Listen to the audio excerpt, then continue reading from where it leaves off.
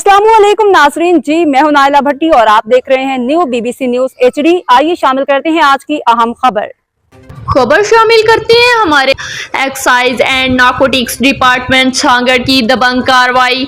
मंशियात फरोश गिरफ्तार, 1248 ग्राम चरस बरामद।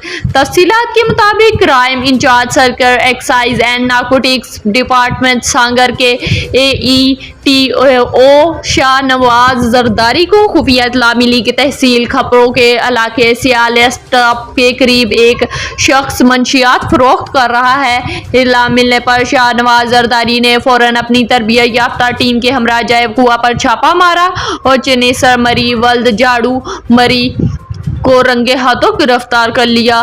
पुलिस के मुताबिक मुलजिम के कब्जे से 1248 ग्राम आला क्वालिटी की चरस बरामद हुई, जो कि गांव आचर खाम मरी का रहायशी है, जिस पर मुकदमा दर्ज करके मजीद तफ्तीश का आगाज कर दिया गया। इस मौके पर AETO शाहनवाज जरदारी ने मीडिया से गुफ्तगू करते हुए कहा कि मंशियात फरोश किसी रायत के मुस्तहक नहीं।